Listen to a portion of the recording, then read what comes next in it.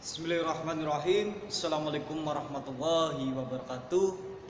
Perkenalkan, nama saya Muklis Rianto, Prodi Teknik Informatika STIMIK YMI Tegal.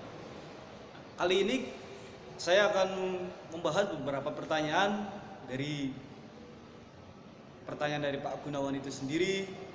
Di antaranya yang pertama,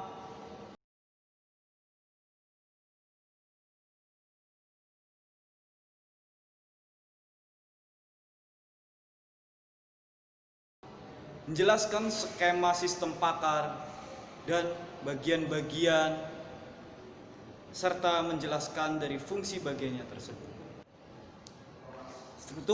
Struktur dasar dari sistem pakar itu sendiri dapat dibagi menjadi dua, di antaranya area konsultasi dan area pengembangan. Pada era konsultasi, seorang user yang bukan ahli dapat berinteraksi atau berkonsultasi antar muka sistem pakar untuk mencoba mengumpulkan informasi tentang masalah dari user.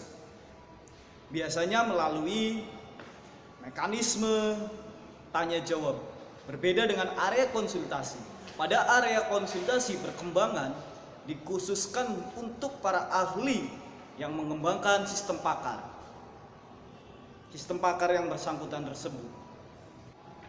Oke, yang kedua, menjelaskan tentang knowledge acquisition. Jadi pengetahuan knowledge acquisition pengetahuan sendiri ialah akumulasi transfer dari transformal keahlian dalam menyelesaikan masalah dari sumber pengetahuan ke dalam program komputer. Dalam tahap ini, knowledge engineer berusaha menyerap pengetahuan untuk selanjutnya ditransfer ke dalam basis pengetahuan. Pengetahuan diperoleh dari pakar, dilengkapi dengan buku, basis data, dan laporan penelitian dan pengalaman pemakainya itu sendiri. Jadi selanjutnya untuk pertanyaan yang ketiga, kita bisa melihat gambar fase pengembangan sistem pakar. Yang pertama dalam pengembangan sistem pakar, fasenya adalah identifikasi.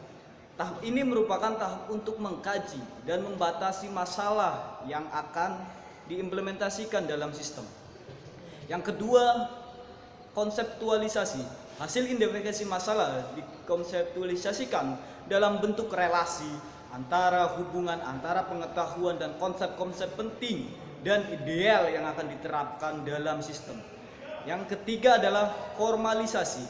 Apabila tahap konseptualisasi telah selesai, maka dilakukan dengan tahap formalisasi. Konsep tersebut diimplementasikan secara formal. Yang keempat adalah implementasi. Apabila pengetahuan sudah diformalisasikan secara lengkap, maka dapat di tahap secara implementasi. Dapat dimulai dengan membuat garis besar masalah, kemudian merencanakan masalah ke dalam modul-modul itu sendiri. Yang kelima adalah evaluasi. Evaluasi pakar yang selesai dibangun perlu untuk dievaluasi untuk menguji dan memunculkan kesalahannya. Dan yang keenam adalah pengembangan sistem. Pengembangan sistem ini diperlukan sehingga sistem yang dibangun ini tidak menjadi usang dan investasi sistem tidak sia-sia.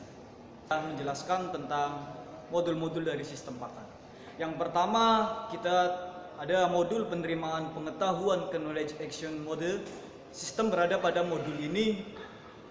Pada saat menerima pengetahuan dari sistem pakar, proses mengumpulkan pengetahuan-pengetahuan yang akan digunakan untuk membangun pengembangan sistem dilakukan dengan bantuan knowledge engineer. Peran knowledge engineer adalah sebagai penghubung antara suatu sistem pakar dengan pakarnya.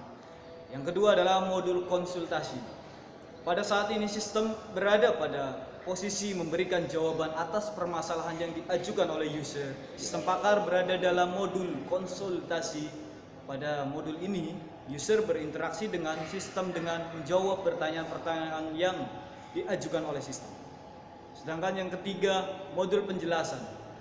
Modul ini menjelaskan proses pengambilan keputusan oleh sistem, bagaimana suatu sistem keputusan dapat diperoleh.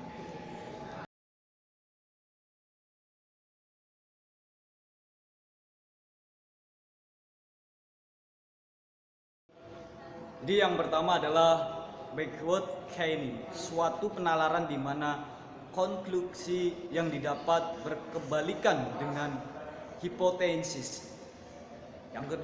Potensi konklusinya mungkin akan menjadi atau terbukti karena adanya fakta yang mendukung akan hipotesis tersebut. Yang kedua adalah forward chaining, suatu penalaran yang dimulai fakta untuk mendapatkan kesimpulan itu sendiri dari fakta tersebut. Itulah mungkin yang bisa saya sampaikan, kurang lebihnya mohon maaf.